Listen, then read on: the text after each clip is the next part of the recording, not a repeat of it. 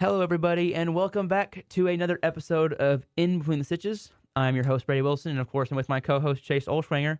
What's going on, guys? And the we're laughing because we had an episode. It is currently about 1:45 here, Central Standard Time, and we were recording an episode. We started about 1 o'clock. So we recorded about 40 minutes of an episode. And then I went to click, we're about to move into the football, which is our last segment. If you listen to the show, you know that we go in a certain order. And so we're about to start the NFL. We had just gone through college, gone through everything. And then I turned back to the audio thing to see how much time we've gone, because I don't want to go, an hour and a half or anything. I know sometimes, when talking sports, we can lose track of time. Right. And turn back, and because what I usually do is, I'll describe it here, my setup. I usually minimize on the computer. And then I go and I have my script. And someone messed with one of the settings, and when I minimized it, it would stop recording. So it got 32 seconds of audio recording, and we had done 40 minutes. Yeah.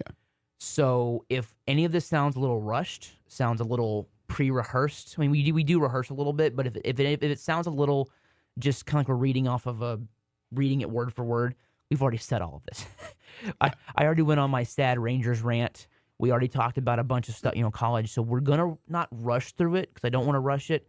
But if you see us going a little bit faster or hear us going a little bit faster, just bear with it because we are definitely not happy. We just did this. We just did all this and we didn't catch it, so hopefully this episode does not crash like that. If it does, you will not be hearing this week's episode. If it does, you'll be hearing us a third time, and you'll be hearing, welcome back to In Between the Stitches, and I am your tired host, Brady Wilson. So here we go. Basketball, Christian Wood signed with the Lakers. That was about it. That's about what we talked about. FIBA stuff's going on, but really basketball, it's just kind of crickets. Yeah, just the downside of, just crickets. Just the downsides of basketball. But no, I mean, as we talked about earlier, we're happy for, as Mavs fans, for Christian Wood to get another opportunity with the Lakers, a 1-year, $2.7 million contract with a $3 million player option going into the next year. So I'm just happy he's getting another opportunity. Obviously, he is not really upset, or obviously he's rarely upset on the situation that was here in Dallas. He actually came up with a quote while we were going over the last episode before we had before we crashed. A technical difficulty. And he said, I opted not to discuss with Dallas. I'm looking forward to LA and for sure motivated after what Dallas did. So clearly he's upset with something. Obviously we know what he's upset about. I mean, he was very, clearly the best big that we had on this roster. And from the minutes that he got, didn't look like it. So clearly something was up, and he's not really happy, but he's moving on to another place where he might get another opportunity to be more successful. So I'm happy for him. That's really about it. The dark times of basketball were a month away though, so we'll be back soon. Yeah, so we'll be back with basketball soon. We're gonna move on to some baseball stuff here. The Rangers. I already went on my Sad Rangers rant. So now I gotta go back to the dark place and mentally. Last night was the worst baseball game I've ever been to. Was there. It sucked. From Altuve's first home run and hearing the roar of the Astros fans, it felt like I was at an Astros home game. Yeah. And that really sucked. It really did. It was not fun to be there. I'm going to be there again tonight. Scherzer, Verlander, please, dear God, let us get this one. At least let it be a competitive ball game.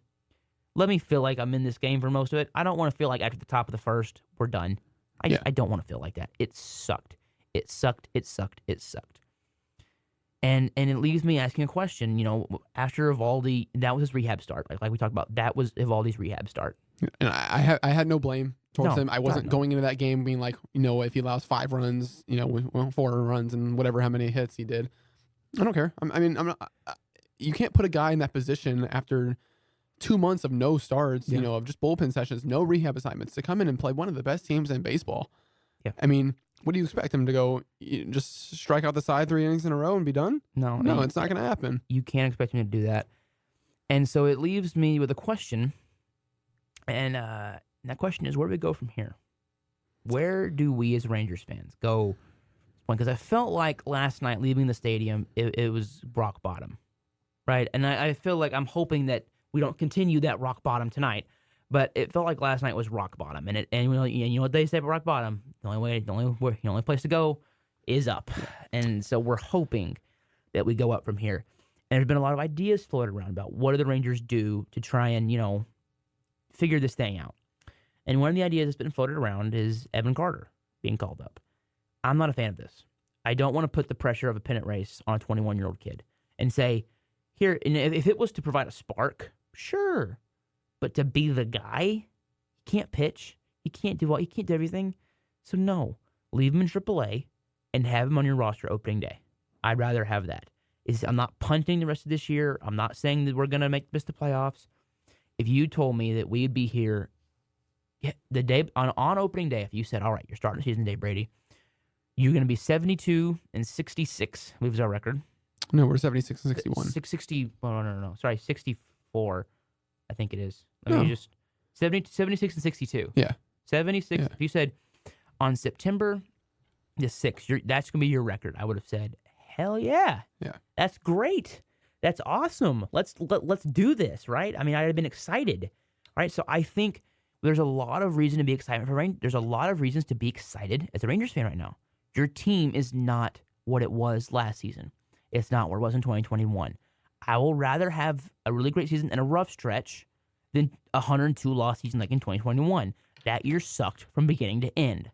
This year has not sucked from beginning to end. It's just sucked from like August 16th till now. So it's one of those, I don't want to bring Evan Carter up, but do you want to bring Evan Carter up? No. Because, listen, you still have a chance at making the playoffs. And if you're bringing a guy up, that means that you're desperate for something to change. And you're kind of giving up on your team because, you put him in center, right? And, that means Leote's not going to be in that starting rotation. So that's kind of just like, knocking confidence off some players, saying to your team, well, we're going to bring up this guy who hasn't played one major league game with 25 games left in the year to help us get to a team. No, you can't do that right now. First off, it's a lot of pressure for Evan Carter himself to be that guy to get a playoff push. Right. But then you're kind of saying, well, I don't trust our team right now to win a game. And I know it's looked bad. They know it's looked bad. But you can't do that right now. You got to go with the team that got you this position. And as you said, if you told me that we were 76 and 62 right now with a chance to make a playoff push, I would have been like, yeah, let's go. We have a chance. But watching the way that this season started and before the All-Star break and after the All-Star break into now, it's really disappointing because this team had and still has so much potential to do so good late in the year in October, have some success, but like right now, I don't know if I have that confidence. No, I want to, but it's just like you're still hurt. You're missing out on what would have been AL Rookie of the Year, Josh Young. Evaldi's still coming back. There is zero bullpen help. Yeah. And DeGrom left. I know Dunning and Evaldi really stepped up, but could you imagine if Dunning had been in the bullpen, or let's say that Perez had just sucked so bad that you put Dunning in the rotation. So let's say that DeGrom came back. He didn't need Tommy John, but he's coming back now, and you could put him in the rotation with Scherzer and Montgomery and Evaldi and Gray. That's your bullpen. That's your rotation. It's dangerous, man. That's a special rotation right there. If John Gray's your fifth starter, because he's a pretty good 3 or 4. That moves Dunning to the pen. That moves Andrew Heaney to the pen. That has Perez in the pen. Yeah. And it's like, okay, we can work with that. Yeah. So, and I think late next season. I think after the All-Star break. We're kind of this time next year. Yeah. It's kind of what we're hoping for, which that'd be great. Imagine if we're kind of in this position again next year and we know DeGrom coming back. That's a big boost when Jacob DeGrom can walk on that mound to the tune of Simple Man by Leonard Skinner and just hammer out opposing lineups. I think it'd be great. And I just kicked the table there. So people are wanting to launch the nukes on the bullpen, and I'm not one of those people. I am a believer in this bullpen. I know that sounds really crazy. And, Brady, what are you smoking? I'd like to have what you're smoking. Well, nothing. Clark has looked really good this season at times. So has Chapman. So has Smith. So has Burke, and so has Stratton. All of those guys, all 5 of those pitchers, can be really good relief pitchers. Potential closers even, I think. And what I think is happening right now is when all 5 of those guys, usually it was one guy. Right. One guy is going through a rough stretch, so we'll use the other 4. There is nobody right now that is stepping up. All 5 of them are sucking. Yeah. There's nothing you can do about that. It's just break out of the funk. Hopefully that you can figure a way to get guys out. It just sucks right now. And we're hoping, and I know people want a whole new bullpen next year. Like we said in the first episode, bullpen pitching is like kicking in the NFL. It is very volatile. 1 year, you're a closer of the year. The next year, you're being DFA'd. Look at Edwin Diaz. With the Mariners, lights out. Went to the Mets, had a really bad stretch there. Like a year long. I think it was 2021. He was just bad. What happened last season? Excellent. One of the best closers in baseball. Best closer in baseball. So it happens. You just don't know. And that's kind of what sucks, is that you're kind of on edge every time a relief pitcher comes out. So you're just hoping that bullpen is not year to year, it's day to day. Right. With how good your relievers are. Like I said in the first episode, like Brett Maher is a fantastic example of that. Yeah. A guy that could have been all pro and honestly should have been all pro kicker. But nobody's gonna remember him for that season that he had. Everyone's gonna remember the wild card game that he had 4 missed extra points and that lost him his job. Yep. I mean, it's a perfect example, and it sucks to see right now. It does. It really does. And so the Rangers, yes, it's a bad stretch right now. This has still been a great season. And I don't believe in all the Rangers fans that are saying, well, you don't know how many chances you're going to get. The window may not be that long. I think Wyatt Langford is showing you this window could be a pretty long window. I mean, look at the Astros. Look at the Astros. You're telling me we can't do what they've done? I think we can. Why not? It's been done before. We can't extend our window. Ownership has shown they're willing to spend. We can't. I mean, we are a big market. DFW is a big market, Yeah. And the Rangers are what I call a medium market team. We spin big when we're good. When we're bad, we operate like a small market team. We penny pinch. That's what I like. I prefer that rather than the Yankees or just trying to throw money at players and hope that the Mets, the Padres, we're just gonna throw money at big names and hope that equals wins instead of actually trying to build an organization that can produce winning players from rookie ball to the major leagues. It's something that the Astros have done, the Rays have done, the Dodgers have done, and they're 3 of the best teams in baseball. We can do that. I think Christian wants to build that. I think we are building that. I just think it's going to be one of those. I think the window could be could be longer than most people are thinking. This is not a 1-year team. It's not if we don't win this season, we're done. No. This is the start of a promising future. This is the start of hopefully, at least at minimum to me, a 4 to 5 year run where you're in playoff contention each year. To me, and then that's a minimum 4 to 5 years. You don't know. Leiter has looked pretty good coming off the developmental list. Kumar Rocker looked really good before going down with Tommy John. Brock Porter has looked like a stud as a starter. You've got some of your veterans under contract. Corey Seager's under contract for 8 more seasons. 8. Simeon's under contract for 5 more seasons. Yeah. So you have a window here. Nathaniel Lowe, Joel Garcia are both controllable assets right now. So is Jonah Heim. So is Josh Young. When Carter and Langford get here, they'll be controllable. An outfield of Langford in left, Carter in center, Garcia in right, that makes me very, very happy. I know people were already wanting to get rid of Garcia. Garcia is a very hot and cold hitter. Get used to it. I will take his offensive production plus his defense. I mean, look at previous years. I mean, first off, not to mention the guy leads the AL in RBIs. I know he's on a cold streak when hitting. He's down, 20 points on average, but he's going to strike out a lot. It's going to happen. But look at the difference of last year and this year. He before the All-Star break already had more walks than he had all last year. I mean, the guy, he's building up more patience. If he could, the one thing he needs to work on, in my opinion, those elevated fastballs. If he can make contact with them, that ball is gone. They go a long way. I mean, it's gone. I mean, look at the Minnesota game. Walk-off home run. That ball was elevated in the inside corner, and that ball went 475 feet. I don't think it went that far, but it was close. Yeah. But there's a lot to work on. Not really. He's young in the majors, I'll say. He's 30 years old, but he's young in the majors. And there's still a lot to work on, and he's only going to get better. He's not going to lose that pop. He's not going to lose that, that power that he has. He's only getting better. So there's a lot to look forward to. There's a lot to look forward to. There is. And so I don't want Rangers fans to, no, hey, look, guys, it's okay. We may miss the playoffs. And yes, that will suck. Will it hurt? Yes. Will it suck? Yes. Will it feel like I was super excited for this year for nothing? Yes. But at the same time, you look at what's been built this season. This has been one of our best. This has been a great season for us. Yeah. A great season. I don't want to waste it. I'm with all the fans. I don't want to waste the season. But could you imagine? I called my dad last night, and he made a compelling point. He said, Brady, can you imagine this team next season if they miss the playoffs? Scherzer, how pissed he'll be, how angry these guys will be that they missed the playoffs with this kind of season and just chomping at the bit to get ready for next season. I mean, we've seen that in history, right? In sports history, where you see teams don't meet their expectations, and the next season they just come out and they're on fire. That happens because you're pissed. You are pissed. You want to win, and you didn't win. And so now you're going to go out there and prove you can win. And I could see that being the Rangers next season.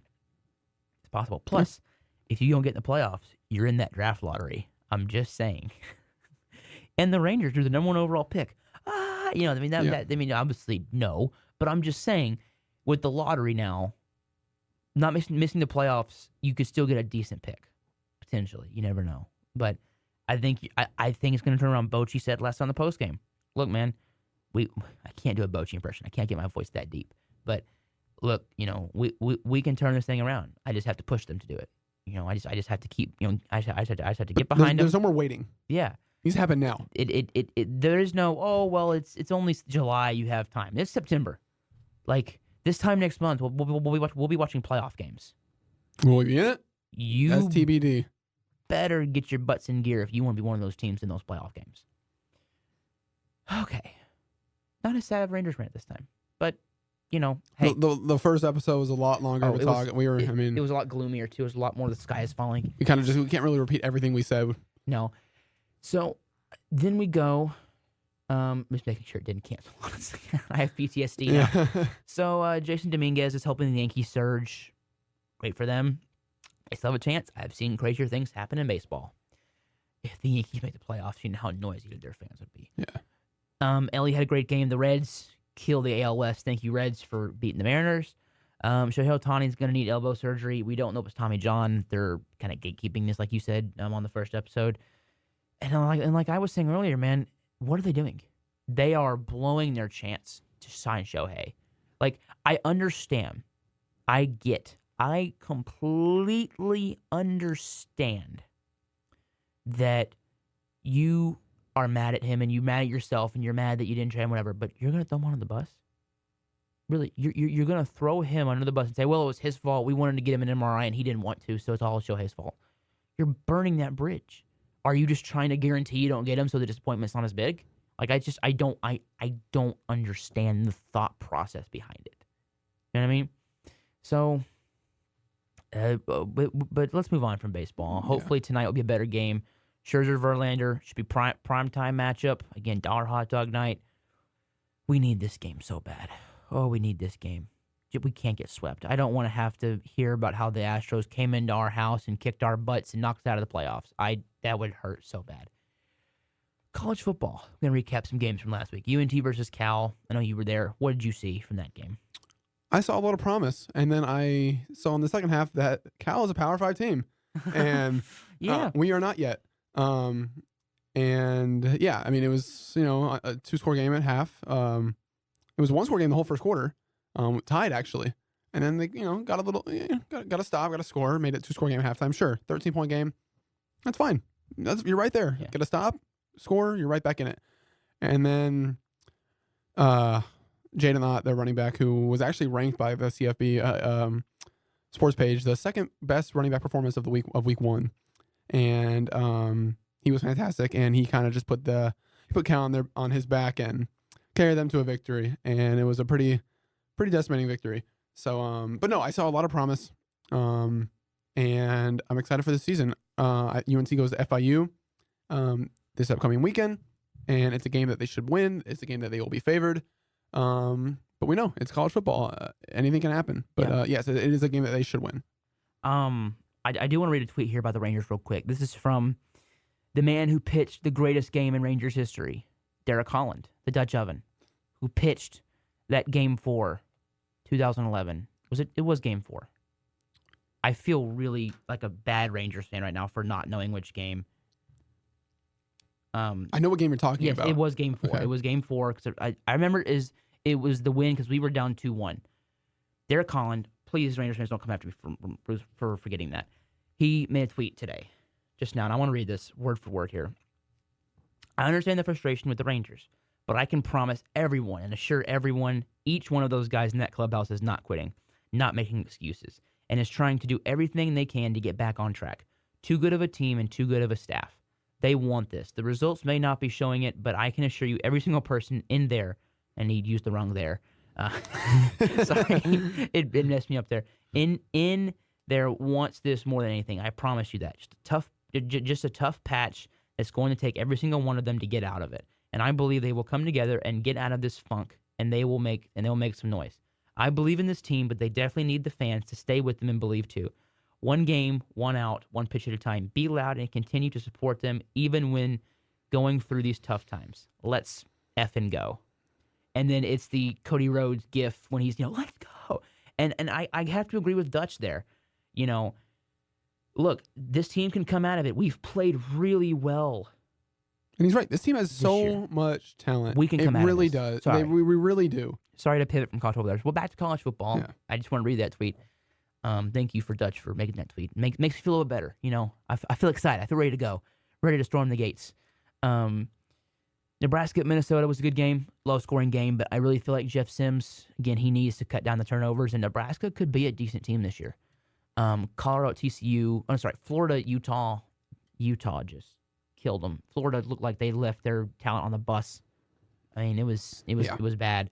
Colorado at TCU, game of the week, potential game of the year, week 1. I mean, it was excellent. Dion, he got them receipts. Them people in the media. I don't think we were one. I think we both picked Colorado to win that game. I'll have to go back and listen. But I didn't expect them. I thought they should be ranked going into the year. I mean, with all that hype, you're not ranked, really? I just felt like they should have been ranked. So, Dion, if you're listening to this, I'm sure you're not, but if you do get listen to this, we believed. You need to help us get those ESPN jobs, those idiots that didn't believe, right? You know what I'm saying? So, I agree with you. Do you have any thoughts about that game? I mean, Shedeur Sanders just lit up that TCU defense. Yeah, it's unbelievable. And Travis Hunter being the Shohei Ohtani of college football. Hey, don't steal Shohei from us. That's what baseball has. Don't steal Shohei from us. No, but listen, I mean, you got to admit, it's impressive that he's scoring touchdowns, getting interceptions. And the interception was, it was a fantastic pick. I love what Joel, and I love Joel Klatt. I love what he was saying is like 9 times out of 10, that's you throw that ball 10 out of 10 times. How did he make? He was even surprised, and just because he came out of nowhere. Yeah, he was trailing the other guy, and he just spins, pivots, jumps, and you're like, where did he come from? Makes a fantastic grab. Yeah, I mean, so great catch. Yeah, as you said, 9 times out of 10, that ball's just gonna get deflected and go down, or caught, or it's caught touchdown. Yeah, that's what it is. Right. So it was a great game. Rice at Texas when it's expected. Expected game, expected outcome. Same thing with New Mexico at A&M. LSU and Florida State. Jordan Travis had a great game. He had that one receiver, and I cannot remember his name. I should have looked it up in between our sets here, but I think it was, he was like 6'4", killed LSU. LSU has a good team, but we will see if they can build off of the loss. Can they come back from it? Florida State. Coleman. Is it Keon Coleman? Keon Coleman. He had a hell of a game. And Florida State looks like they could be a team that could vie for the playoffs. So we'll see. And then Duke at Clemson. Duke, the football school. And as we were saying earlier, Clemson just has not been the same since Trevor Lawrence left. And DJ Uiagalelei, that's how you say his name, I was never sold on him. I thought he was a bad quarterback. And I was proven right. He transferred. He could not lead Clemson to the promised land. And, I don't know who their new guy is, but he was bad. We will see. I don't think, Dabo's going to get fired or anything. He has won national championships. He has one or two. No, he has one. With Deshaun Watson. I think he has one. But they were perennial contender. contender. Yeah, they only have one. So, again, great team. Fantastic team. So we will, program, but we'll see if they can climb out of this. They're kind of in the cellar right now, and we'll see. Week 2, we got UNT at FIU. That's a game we should win. Yep. Clearly. You moved out of the Conference USA for a reason. You're in Florida, but you should win that game. Nebraska, Colorado, potential game of the week.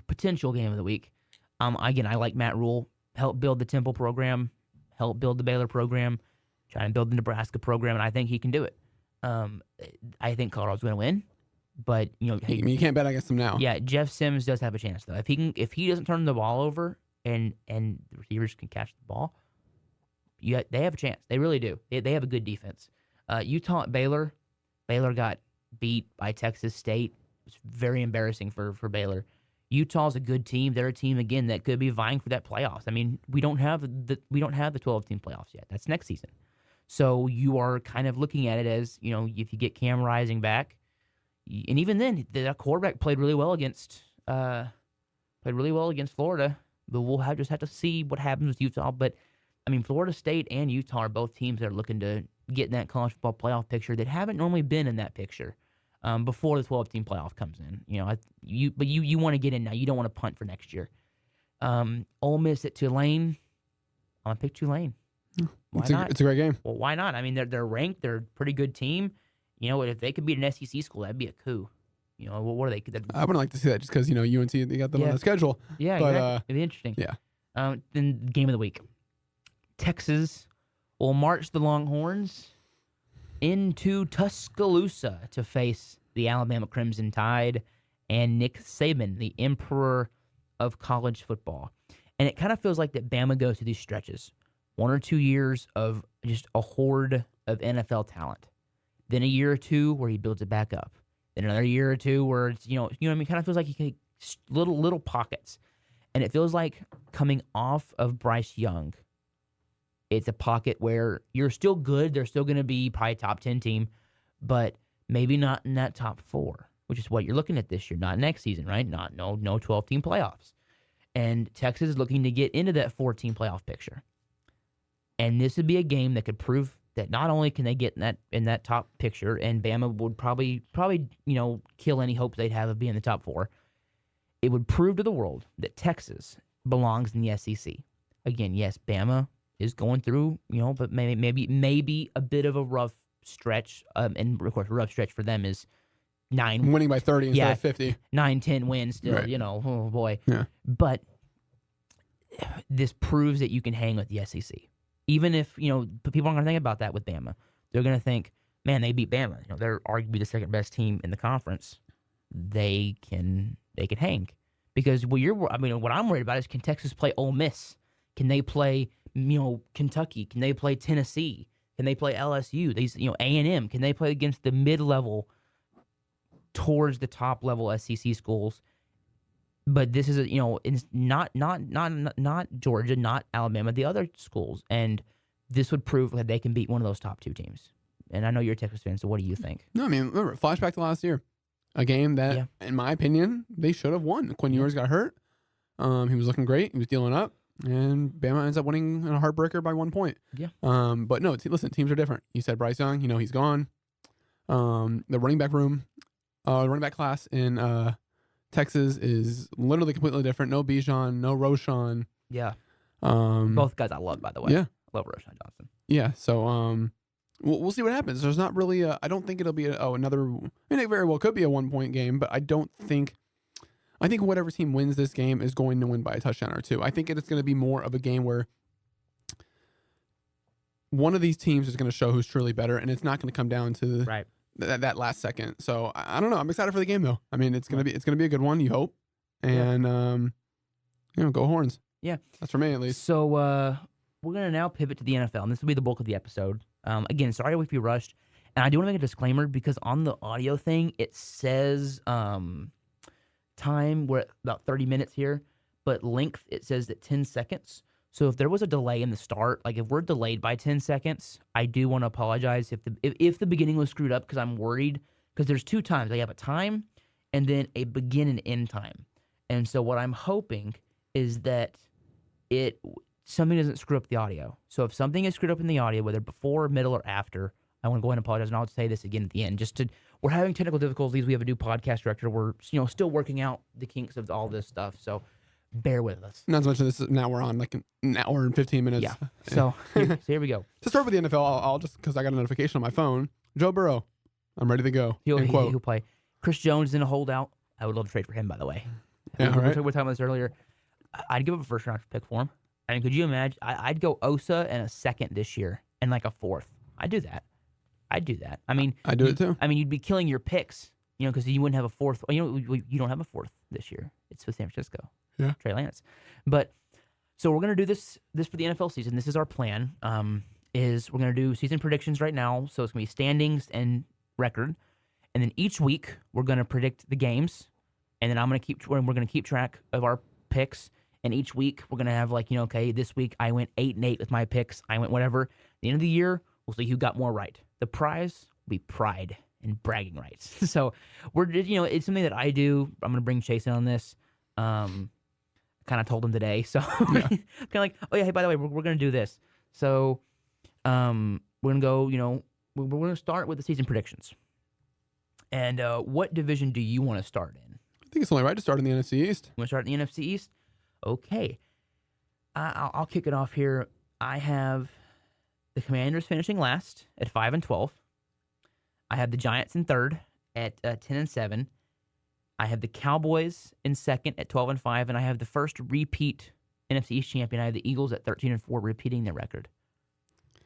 We're very similar. I got the Eagles at number 1 at 13-4. Cowboys at second, 12-5. Yeah. Giants in third at 9-8. Okay. And then Commanders in fourth at 6-11. Okay. Yeah. So one game difference between us, but I do want to fill some time, so we'll give some quick synopsis on our picks here. Yeah. The reason I'm going with Commanders last, it's obvious. Giants, I like a lot of their players. I love Wink Martindale. I love their coaching staff. I think they're going to get at least 3 or 4 wins based on their coaching alone. Their receivers suck. The O-line is suspect. Daniel Jones is a good game manager. Darren Waller will be a good weapon for him. Yeah. Their defense has some talent, but I love Wink Martindale as a coordinator. I think he's great, very talented. He has a roster that really fits him. So, yeah, I think they'll be on the cusp of the playoffs. I don't have them in the playoffs. Cowboys, not to talk too much about them. You add Stephon Gilmore, you add Brandon Cooks, you add Mozzie Smith, you have Hankins for a full season. You have only technically one significant injury, and that's Overshown. But he was a rookie, so he was still unproven technically. Right. No, this right? team only got better. So yeah, and there's no Tyron Smith is healthy week 1 so far. Knock on the desk here. But we'll see how that works. So it's like one of those there's a lot of health. Remember last season, your receivers weren't healthy, your O-line wasn't healthy to start the season. So this year you're a lot healthier starting the season. And you're like, Brady, why didn't you have them in first? Well, let's go by position. Quarterback, excellent, right? Compared to Jalen Hurts. And I'm not going to compare to Eagles. Your quarterback situation in a great spot. Running back room, great spot. Your receivers are in a wonderful spot with Brandon Cooks and hopefully Jalen Tolbert emerging. Your tight ends, 3 young, exciting tight ends. It's a little unknown about what the spot they'll be in. We know what we got out of Ferguson and Hendershot last year. But Alex Schoonmaker and drafting him. You got like you said, got young guys who have talent that prove they have talent, and we'll just see if we'll see if they can bounce back for year 2 and bounce back to the NFL. And we'll see what happens. Corner, you have Stephon Gilmore, Deron Bland, will be back for the second year. Yep. Trevon Diggs, you have Jordan Lewis. Maybe they figure something out with Noah Igbenogany that they couldn't figure out with Kelvin Joseph. I'm going to give them the benefit of the doubt with that. Eric Scott Jr. looked pretty good in the preseason. At safety, you've got the 3-headed monster in Curse, Hooker, and Wilson. Wanye Thomas looked good, and I'm happy that he made the roster. Marquise Bell, kind of that linebacker safety hybrid player. Your linebackers look good. Van Der Esch, and I'm a big fan of Damone Clark because he was coming off a spinal injury last season, and he did not have a chance to really get ingratiated into the playbook, really getting ingrained into the playbook. He learned it, but what you were seeing on Sundays, that was partly him practicing the playbook still. Right. So there was times because you would see that he wouldn't really know what he was, he wouldn't know what he was doing, but he was kind of winging it a little bit. So I think having a full training camp that he didn't have last season in the playbook would be better for him in the long run. So your linebackers, you're a little thin with Overshown out, but you're still in a decent spot. And then your D-line is just monstrous. Mozzie, Hankins, Osa, Golston. You have Gallimore. Then a defensive, what? Oh. Just got a notification. We're going back to baseball. Ken Rosenthal, excuse me.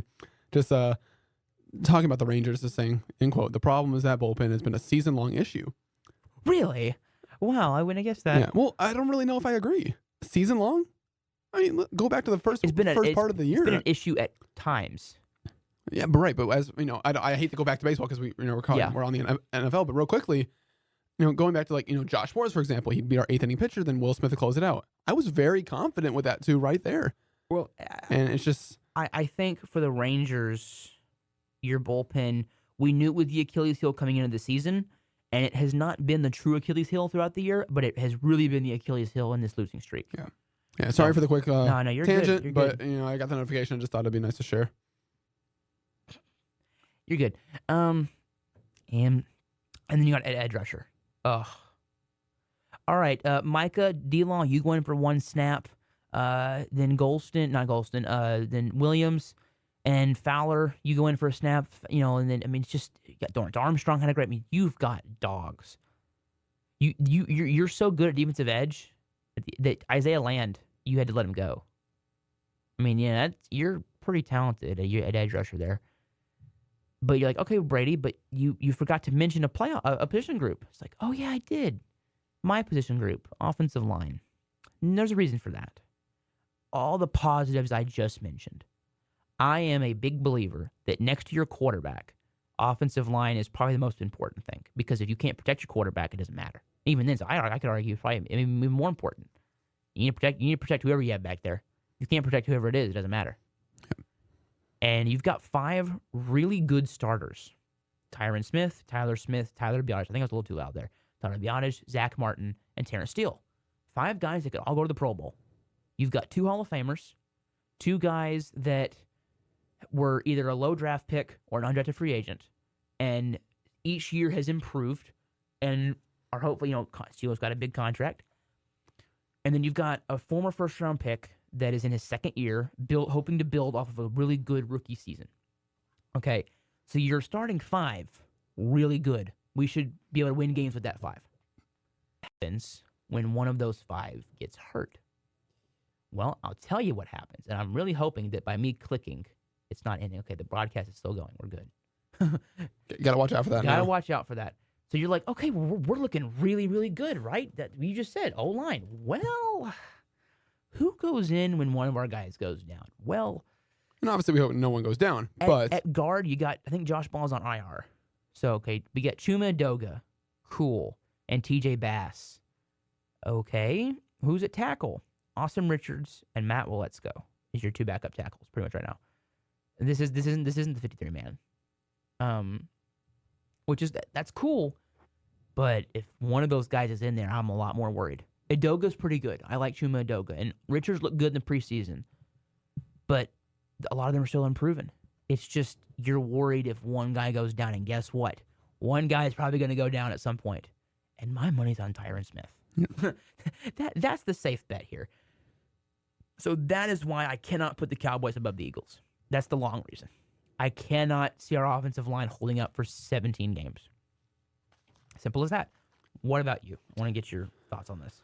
Much more I could say. Kind of, I mean, no problem at all. I mean, there's just not much more I could say. Yeah, I mean, we have the same record prediction. We both feel the same way. Yeah. But yeah, I mean, it's a tough schedule. Of course, we have a tough schedule. You face the AFC East, but so your division mates. But the reason I have the Eagles, I think, still in first is, and one reason I thought about putting them in second was both their coordinators are gone, Gannon and the guy that went to the Colts. Yeah, I cannot remember his name. I know who he is, but I just forget. Yeah, I forget his name as well. It's right there. It's right there. I cannot remember his name, but sorry, drop my pen there. Shane Steichen. I knew it was an S. Shane Steichen. You lose Steichen, you lose Jonathan Gannon. I hate Nick Sirianni because he fits Philadelphia so well. He's that just a-hole, just you just want it. He has a very punchable face. But, I believe I believe Hurts can have another good season. You're still basing it off one really good year, but we'll see if he can bounce back. Still got a good offensive line. Your defense took a few hits, but you added some defensive talent. Obviously, Jalen Carter. You added Nolan Smith. I mean, you added Kaylee Ringo, Eli Ricks. Loved him, Alabama. It's just one of those situations where I think they're better. I believe they signed a linebacker too. I forget who. I think our coaching is better this year, by far. I know people may disagree. I'm going to wholeheartedly say I'd rather have my coaching staff than their coaching staff. But they arguably have a better roster. So we're going with that. But listen, Cowboys, every year we always say there's a chance. Okay, guys, ready? Say it with me. Ready? Yeah. This is the year. This is our year. This is the year. This is our year. But I'm serious. Listen to this. Like, everybody's very aware that the Cowboys have a very good team. This is a team that like obviously we've had the holes in the past, and I've said like, yeah, we're a good team, but I mean it right now. Like, we are a good team. Say one quick thought before I let you keep going here. This is, to me, the best team on paper heading into week 1 that I've seen in my lifetime. Yeah. Cowboys team is, by the way. Cowboys team. 2014 was a good team. 16, we weren't sure. 18, we, again, kind of weren't sure. 2021 was probably the best team heading into the playoffs. Last season was a young team. This team, to me, is the best team we've had. But I'll let you continue. Sorry. I'm serious. There's not a lot of holes, and those holes that you had, you kind of fixed with this offseason. Gilmore, Cooks. Adding that, second receiver that isn't bottom 2 in the league and creating separation, and leaving CeeDee Lamb double teamed, triple teamed every game. There's a lot of promise for this team. I think there's, I don't know. I mean, as a Cowboy fan, I'm not confident, obviously, but I love this team, and I wouldn't be shocked if we do something. I'm very confident in this team because it's a young team from last season. This feels like a team. This is how you build. Sorry, moving my mic. This is how you build a football team. This is how you build a sports team, okay? You build it with young talent. You draft really well. Then you supplement that team with veterans from the outside. You bring in Brandon Cooks. You bring in Stephon Gilmore, right? Both guys have been on Super Bowl teams. Poor Brandon Cooks. On the Patriots, lose. On the Rams, lose to the Patriots, right? Gilmore, Defensive Player of the Year, on that Patriots team that beat the Rams. You have seen this. These guys are winners. They have won, okay? Then you bring in Hankins, who's been in the league a long time. So you supplement your young core with veterans. It is a great way to build a team. Another Achilles heel that I think could show up, kicking. We didn't talk about this. Brandon Aubrey worries me. I don't trust him. I trusted Maher up until Buccaneers. I don't know about Aubrey. I haven't seen him kick in the NFL, so we'll see, right? That's another question mark. And then obviously you had the All-Pro Brian Anger, of course. Great. Best player in the league. The team MVP, Brian Anger. But I think this Cowboys team, really good. It's well built. You have depth at multiple positions. You have 3 quarterbacks that you would like. I mean, if dear God, Prescott goes down, he has gone down in the past 3 seasons. He has missed a game in the past 3 seasons. Broken ankle. He had the calf issue in 21, missed 1 game, and then the thumb last season. So, but you feel better, but you feel good with Cooper Rush in there, and you feel good with Trey Lance in there. Do you feel good with Trey Lance? Maybe not right now, but I think I'd love to see him get an opportunity, but not an opportunity where it means that Dak's hurt. No, I'm not saying I want. What I'm saying is that going into last season when Dak got hurt against the Bucs, you were like, well, Cooper Rush only started 1 game. I'm worried, but then he quickly calmed you down. So this season, if Dak goes down, knock on the desk here, knock on wood, he goes down, which we're hoping he does not go down. Of course not. You feel good with Rush in there, and then if Rush somehow goes down, week 6 or 7, Lance, you can trust Lance in there. He's a good, talented quarterback. He doesn't know the playbook as much, but that's why we're hoping you don't have to put him in there early in the season. You can maybe maybe he plays week 18. Maybe he's your starting quarterback week 18. If we're in a situation where we don't need to win, I really like that opportunity. Say, here, go out there and play a game. See what you can do. So, but now we're going to move on to the other division. We do have other divisions to get to. Yes. Yeah, we're not going to rant as much in other divisions just because our team is in this division, so we're going to talk a little bit more. So, NFC North, I get with you? Let's do it. Because I know you have a little bit of a more top to bottom list on yours. Which one's next for you? I don't really care. We'll have them all here. Let's do that. Yeah. NFC North.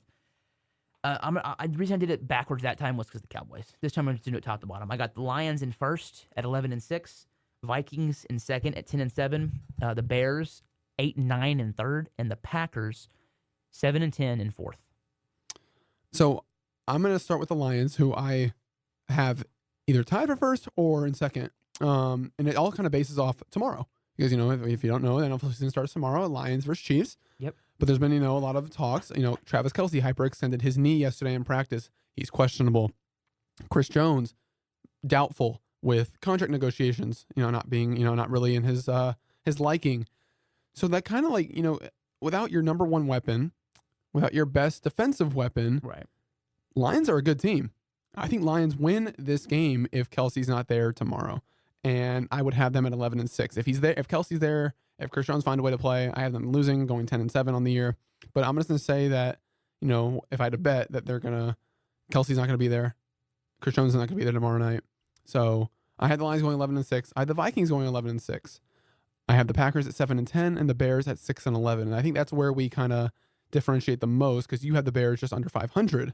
Yeah. I had them a few games 6-11, a few games below 500. I have to say, as a sports fan, I hate the fact that football has an uneven number of games because then you get because like you can't go 500. Yeah, you can't go 500, and that's one of the things about sports is you say they're a 500 team. Well, there's no such thing in football anymore, right? Because they're money grubbing buttholes.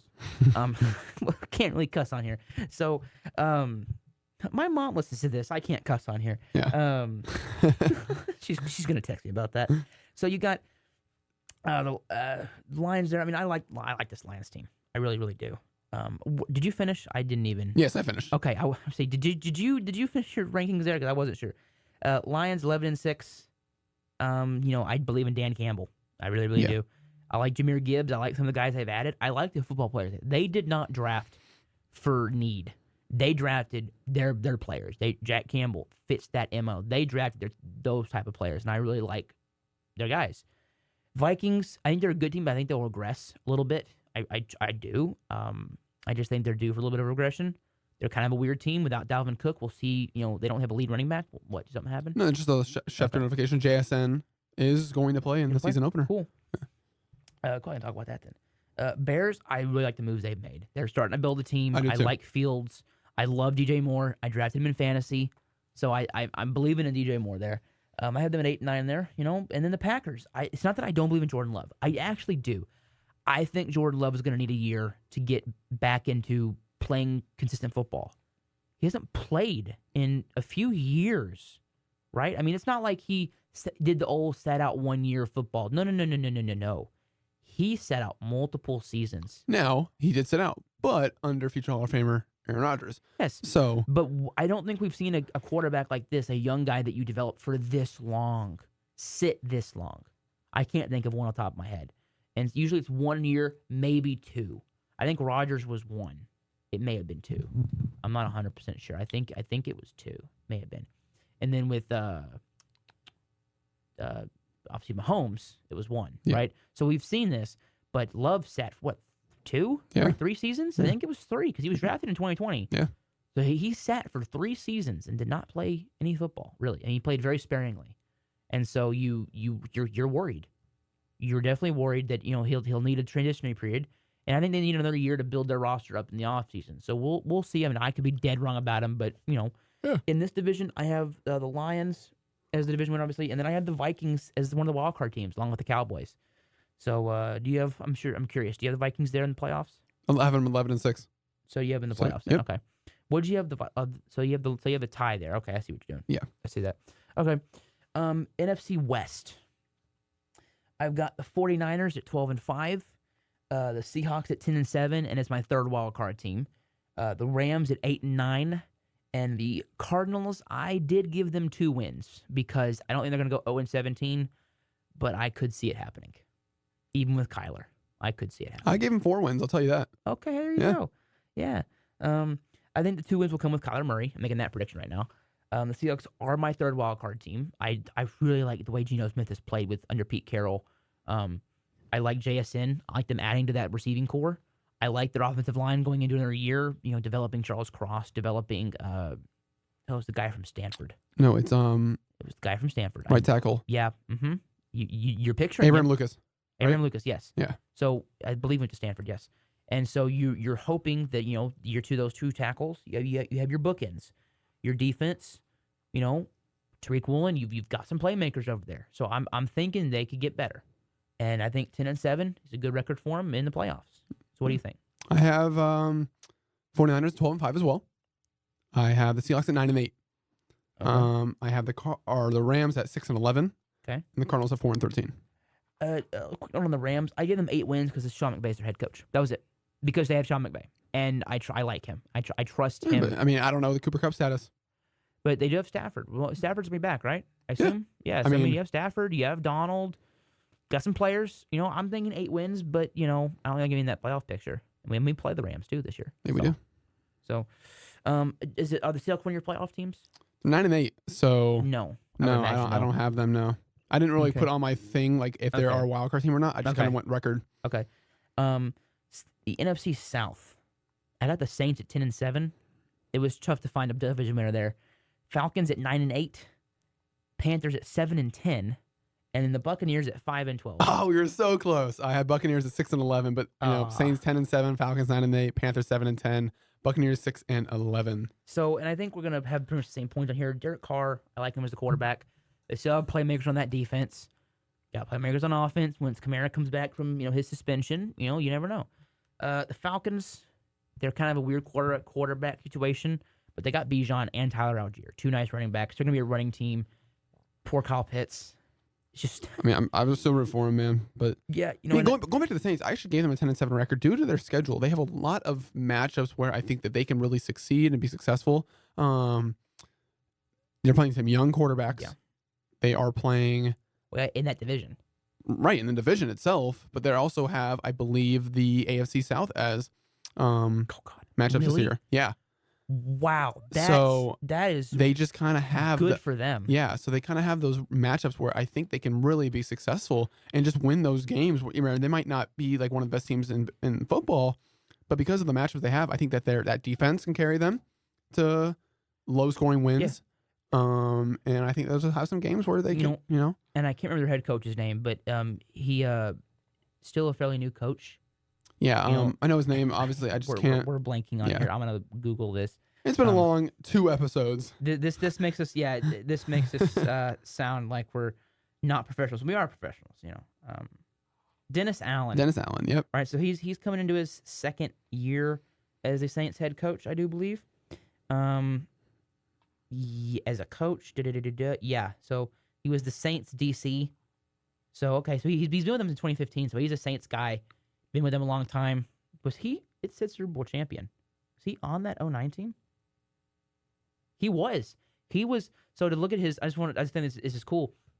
So in 2006, he was hired as their assistant D-line coach. Then from 08 to 2010, he was their secondary coach. So he was on that championship team. And then he left to become the DC with the Broncos for a year. Then was the Raiders head coach for a few. So this is not his first time as head coach. Excuse my jumping the gun there. Not that I wasn't into football, but like that was right before I started paying attention to every other team.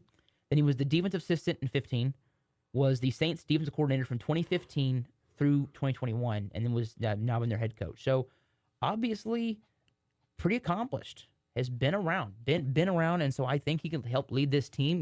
Defensive coach with Derek Carr. I think that's a good combination. Yeah. And like I said, Texans Colts. There's 2 wins right there. You sweep the Bucks. That's 4. You sweep the Panthers. That's another 6. Sweep the Falcons. That's 8. That's 8 wins that you can get just on playing those teams. So and then you only need 2 more in your schedule. So I mean, obviously they may not sweep their division. I'm just saying that it's possible. Right. Falcons.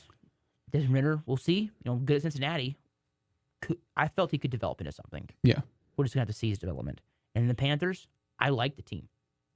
Frank Reich was, to me, this is the Doug Peterson hire of the season. Like that hire you go, oh, that's going to work. That's going to work so well. I'm so happy. You know what I mean? Right. This is going to work for them. They have some playmakers, got some defensive guys. Brian Burns will play. You've got some guys on offense. You signed Adam Thielen. And you had to trade DJ Moore, but Bryce Young, this is a team that could make a little bit of noise. That's why 7 wins. It's fair. Yeah. And then about the Bucks, I think Baker's going to win them 5 games, pretty much. That's kind of where it is because they have the talent all around him. Yeah. If he decides to be an above-average quarterback, who knows? Yeah, you never know. It's not that I don't think it's going to be above average. I think injuries, they're just in turmoil right now, I think. So that's the NFC. My playoff teams again: Cowboys, Vikings, Seahawks. in the wild card. AFC. AFC East. Want to start there? Sure. Want to do the East, North, West, and South like we did? Sure thing. All right. So, Bills 12-5. Jets 11-6. Patriots 10-7. Dolphins 10-7. This is going to be a very tight division. It's going to be kind of what the AL West is right now. It's going to be like down to the wire, I think, again, with all 4 teams. Not 2 of them, not 3 of them, all 4. I like the Bills. Adding Dalton Kincaid, thinking he was going to get stolen by the Cowboys. He wasn't. So, ha-ha to the Bills. They're in a lot of, like turmoil, but they're having some locker room issues potentially. So, we'll see if that, plays a factor. And the Jets, they're one of my wild card teams in the AFC. Aaron Rodgers, you added him. It's a big add, right? Probably arguably the biggest add of the offseason for any team. You have Sauce Gardner, you got Garrett Wilson. Your old line is kind of the question mark for you there, but you've got guys in that defense that can make some plays, get some sacks, get some interceptions. Also got Dalvin Cook with Breece Hall. And I think they'll be a very good team. I don't think this is their year, like they're saying, but we will see. So I have them 11-6. The Patriots, don't look at the first couple games just because they're going to take some time to get used to having Bill O'Brien, right? No more Matt Patricia as their offensive coordinator, as Patriots fans rejoice. They have a chance. They've got potentially one of the league's, they have arguably the league's best defense. And then an offense that if they can just score points, they'll win games.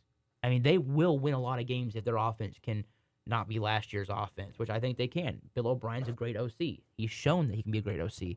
So, and then the Dolphins, it's not that I don't like any of these teams. They're all really good. It's where do you pick them? Dolphins are good. I just worry about Tua. That's it. It's Tua concerns. So, what about you? I have the Bills and the Jets both at 11-6. Okay. Dolphins at 9-8. Patriots at 8-9. Okay. So, I mean, again, that's still a very tight division. Yeah, that separates them by 3 wins. I mean, and that's the division that we faced this year. Yeah. So, yippee for us. Yeah.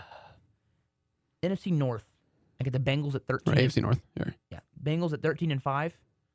It's just so weird to hear that. Wait, no, 13-4. Excuse me. I messed that up. Let me just make a small little correction. Not 13-5. That would be a little impossible. 13-4. So that didn't sound right. 13-4. Ravens at 11-6 and the second wild card. Steelers at 10-7, and then the Browns at 9-8. Bengals, Joe Burrow, and there's what else do you want me to say? They're a good team. Not much to say. Ravens, hopefully they have Lamar for a full season. You add some offensive weapons. You add Zay Flowers. You add potentially what remains of Odell Beckham Jr. I like the team. Their defense is going to regress a little bit, but we'll see. Steelers, I think they're going to be on the upswing. Can you look good in preseason? I think Kenny Pickett's going to have a good year. I still think they're a year or 2 away. The Browns, 9-8. Full Watson season. It's Watson, I think, still needs another year to get back into football shape. So we'll see how that plays out. What about you? I got the Bengals at 12-5. I have the Ravens at 10-7. I have the Steelers at 9-8 and the Browns at 7-10. So again, another close division, but yeah, going real quickly because I'm kind of just having my phone out here just to see if there's any news. Nick Bosa news. Nick Bosa contract? Agreed a 5-year, $170 million extension with the 49ers. What? Yep. Hold on. Hey, whoa. Bag, making the highest paid defensive player in NFL history. Oh, no, that's not good for us. And you know why that's not good for us. That is bad. Yeah. That's a contract right there, man. That is a contract right there. That is, and people are like, well, why is it bad for the Cowboys? Micah Parsons? Yeah. Micah Parsons? Micah's going to want $200 million. Yep. 5 years. $170 million. What was it, 122 guaranteed? Something like that. I mean, that is... He's going to make $34 million a season. That's crazy. As a defensive player. Okay. I'm hoping that because Micah's a Cowboy fan, he loves... There goes my phone. Because Micah loves the Cowboys, he wanted to play here. I am hoping that he only wants like $25 million a season.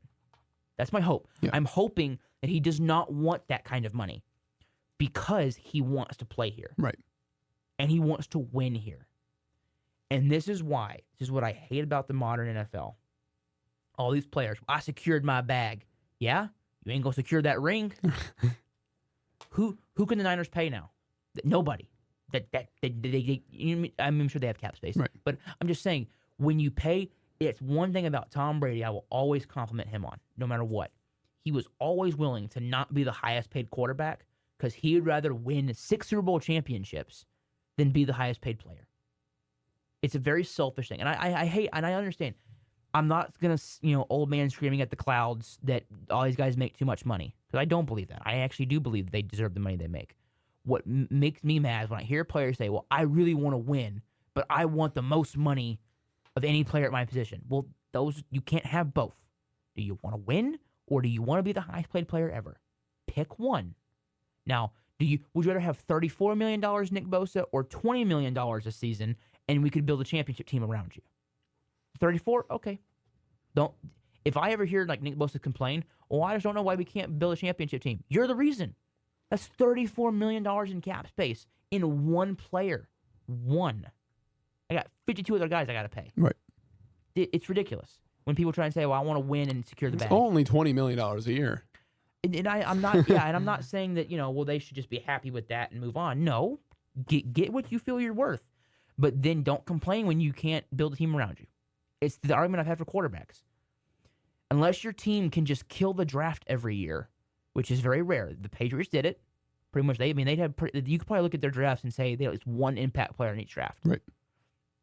It's very difficult to do that. But you know what? They didn't pay their quarterback top quarterback money. They paid their quarterback good quarterback money. Anyway, sorry. Let's move on. A little rant there. I mean, I don't want the Niners to win. I'm just saying. No. AFC West. Oh, well, the Chiefs at 13-4. Such a shock. Chargers at 11-6, and my third wild card team.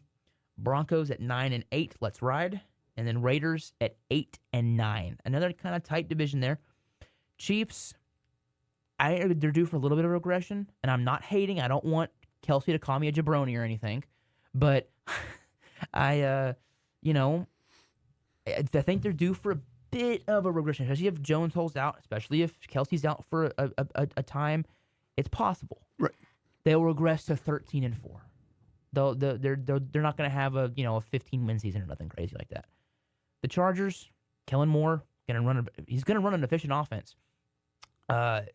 Seth's dad had a really great. If you remember Seth, he was on the draft podcast with us, the draft show.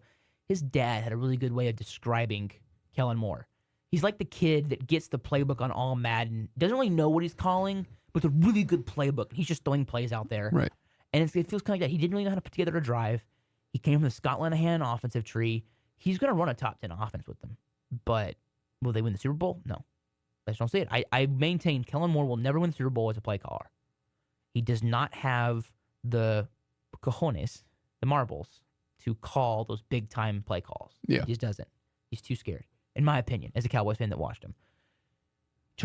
Broncos, they'll have an uptick, but I think they're still building. Again, another team that's kind of a year away for me. Sean Payton's building there. Russell Wilson needs to come off a bad season, but the roster's good, but not good enough to get in that playoff picture. Raiders, 8-9. I like McDaniels. I like Garoppolo, but I just don't think they have the depth to win too many games. So I think 8-9 is a good record for them because they're top-heavy players. I just don't think they have the depth. I think losing Darren Waller is going to really hurt. Yeah, I mean, with Josh Jacobs and Devontae Adams, anything is possible. Yeah. But what do you think? Because, you were talking about a little bit of the regression in the Chiefs, and they might have some injury and some contract stuff, going on a little bit at the start of the season. So I have them at 12-5. Still amazing record, number one in the division. Chargers at 10-7. Raiders in third at 8-9. So we have that. And I have the Broncos at 6-11. Okay. I just think, I love Sean Payton as a coach. I like that, Russell Wilson's going to have a new start, with Hackett finally out of there. Oh, yeah. I just think that there's got some injury problems right now. They got guys like Javonte Williams coming off, the biggest injury, and he might just, start off a little slow, which might take him some time to get comfortable. And I think it's just another work year for them, and I think it's going to only improve going into next year. Yeah. So I think this year they go, 6-11, which I have them at, but anywhere, 6-11 to 8-9. Yeah. I think it's very possible for them. And what's going to be really interesting is seeing the Broncos versus the Jets this year. They play each other.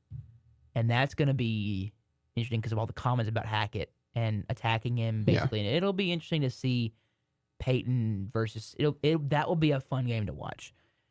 Then you have it's kind of funny, the two worst divisions in football are both the South divisions. Yeah, this one's a little worse than what I think is going to be the NFC South. You've got the Jaguars, 11-6. Good team. Team that could go to the championship game. Titans, 9-8. Texans, 5-12. I like a lot of their players. And then the Colts at 3-14. It is going to be a very rough season for the Indianapolis Colts this year. The Jacksonville Jaguars. I love Doug Peterson. I love Trevor Lawrence. I think adding Calvin Ridley back, he may not. Now, we've seen sometimes when guys take a year off. Le'Veon Bell did not look the same. Deshaun Watson did not look the same last year. So Ridley, we're still kind of waiting to see will he look the same this season, right? So when we don't know about that, you have offensive playmakers. You have ETN. You drafted Tank Bigsby, who I loved at Auburn. You have a good defense. So I think they're the clear division winner. The Titans, good team, interesting quarterback situation, good running backs. Man, they got Henry and Tyjae Spears. Yeah. Those are two. That's a nice 1-2 combo because they're both completely different runners. Still a decent offensive line. Receivers, your defense is still kind of they're kind of middle, perfect 8-8, right? Not but 9-8 this time, right? Texans, I think Stroud will hold them back a little bit because he's a rookie quarterback. But Mechie, Nico Collins, and you've got some good play. Dalton Schultz, Noah Brown. Your offensive line, they have a really good offensive line for a team that's as bad as they really are. Damian Pierce is good out of the backfield. There's another receiver that I'm forgetting. I feel like I'm receiver. Robert Woods. Yes. They obviously drafted Will Anderson Jr. So that's a big guy on your defense. Texans are going in the right direction. They have got a really good defense that's going. And D'Amico Ryan's new head coach. They're going in the right direction. They're going up. So I think 5-12, and I could see them getting into that 6 and 7 wins potentially, kind of where the Panthers are. But I just don't know how Stroud's going to play. Right. I'm more confident in Young than I am Stroud. And then the Colts. I think they'll pick second next year, and they'll take Marvin Harrison Jr. for Richardson to the ball too. Then that was a bad voice crack. That'll be. And I think it also Marvin Harrison Jr. Colts, obviously, right? His dad played there. But I really think that's where, if my predictions hold true, Colts get him, that really helps out your rookie quarterback. I think Richardson's a good quarterback. I think he'll will them to 3 wins.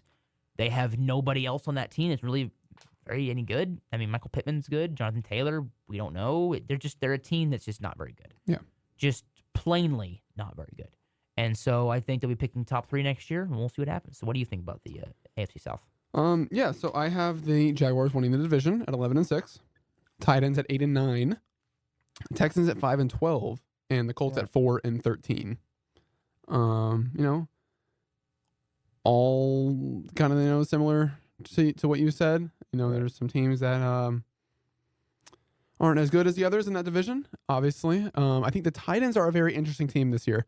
I think they can finish anywhere from 6-11 to 10 wins as a max. I think they have the talent on that roster, but they're just always that team that just seems right around that 500 mark to me. So 8-9, 9-8, it's a safe bet. But yeah, man, I'm excited. Yeah. So now we're gonna start with the week 1 predictions. Now I'm showing him a meme. Oops, hit the mic there. So I feel pretty confident in our predictions. I feel like we pretty much aligned most everywhere. I just for everyone wondering, I really don't like to do preseason like Super Bowl predictions and stuff.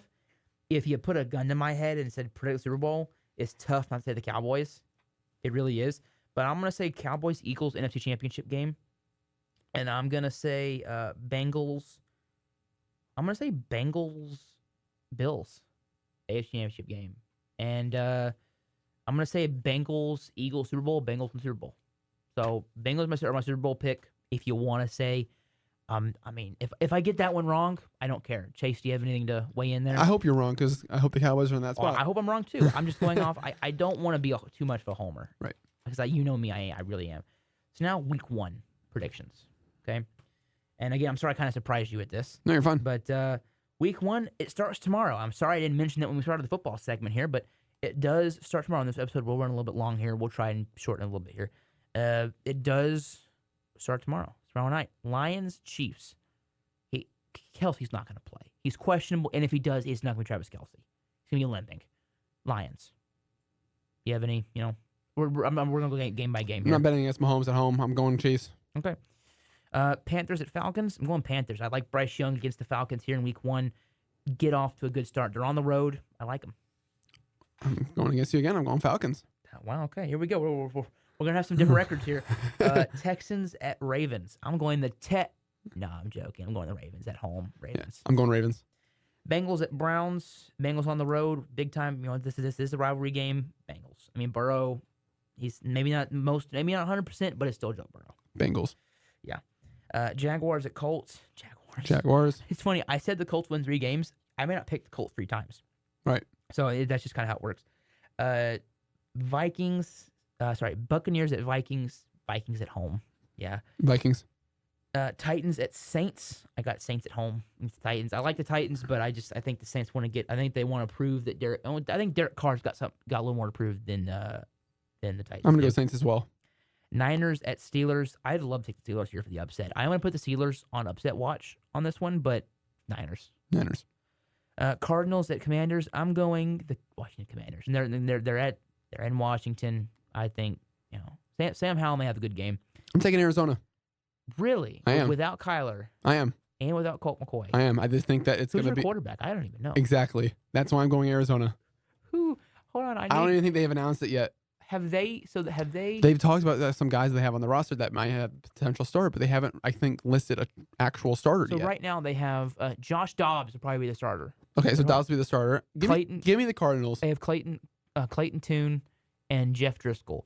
I think I could see them. Hollywood Brown, 10 catches, 150 yards incoming. Yeah, do you have them on fantasy? No. I was like, is that wishful thinking? I do not. I could see the Cardinals pulling this one out, but I just don't see it. They just don't see it. Packers at Bears. Bears? Oh, no, I did it wrong. I'm going with the Bears. I am going with the Packers. Oh, you're wrong. Anyway, no, I think Fields wants to get this started at home. Big rivalry, the oldest rivalry in football. I think Fields wants this game. I think so does Love, but I think Fields wants a little bit more. So what do we have right now? 4 disagreements? We've had multiple. I think 4. Raiders at Broncos. Probably just read here. I'm saying Broncos. Let's ride. See, this is another tough one for me. Yeah. They're both kind of like middle of the pack teams. I'm going to go Raiders. Of course you are. Just disagree with me. It's okay. That's not the reason why. I know. They're just more of a talented roster. Dolphins at Chargers. Offensively, sorry. Yeah, I'm going Dolphins here. I think Tua is healthy right now, so I'm going Dolphins here. I'm going Chargers. And I want to see what Kellen Moore does in week 1 there. Eagles at Patriots. Eagles. I'm going Eagles. But I would not be shocked that this is a trap game. I think going into a New England, I think, you can't go into Belichick's home and be like so confident with whatever team you are. So I think this could be a trap game, but give me Philadelphia. And again, and talking to Patriots fans, we'll see. I have heard that, interesting. We, Patriots usually don't start the year off very good, and then they figure it out. Right. So we'll see. Rams at Seahawks. One Seahawks. At home, week 1, rival. Seattle. Cowboys at Giants. Man, this game was tough. I really think the Giants. Oh, no, I'm sorry. The Cowboys. No, listen, it's a Sunday night primetime game. Anything can happen. Obviously, I'm going with my boys, but Dak is, 10-0 in his last 10 starts against the Giants? I mean, listen, man, it's a stat. They released that stat for a reason. You can't win all of them, but I'm confident in us. I think that we typically start out years a little questionable. Yeah, kind of Patriots, and then we figure it out late in the year. So we'll see. So with us. I think we'll start with a win this time. I mean, the last time we started off with a win. I want to start out with a dominant win. That's what I want to do. I want to, with everybody watching Sunday Night Football, I want to be that team that goes out there and dominates. What sucks is that the last 2 years we've been on Sunday Night Football to open the year and not been good. Oh wait. Weren't we? No, we weren't. We weren't Sunday Night Football 2021. We were. We opened it in Tampa Bay. I thought we were Thursday night. I thought we were the first game of the year. No, we opened Sunday night in Tampa Bay. And we lost on a field goal, 31-28. Yeah, I remember that. I'm just saying I thought we were the first. Anyway, then we lost in 2020. So Mike McCarthy is 0-3 in his first game as Dallas Cow, in week 1. Right. But I'm going Cowboys. I think we're better. We swept the Giants last year. We're healthy. I think we're better. We're better. We're better. Bills at Jets. I'm going Jets for the upset here on Monday Night Football. They got a lot to prove that they're ready. That they're ready for prime time. So I'm going Jets. Again, another tough pick.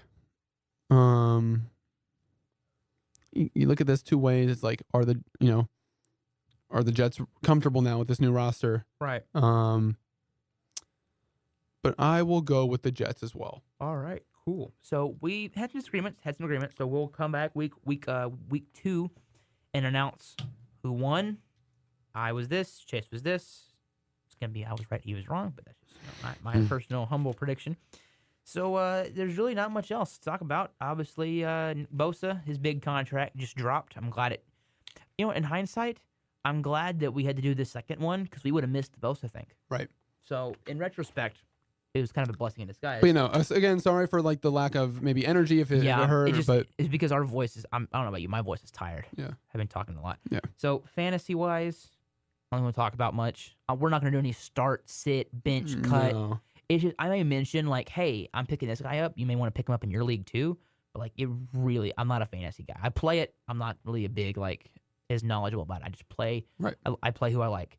So I think it's gonna be a fun NFL season. Baseball is, giving me heartburn. So now time for the Cowboys to give me heartburn. So let's go. We'll have fun at the game tonight. Yeah. Hopefully you do have fun.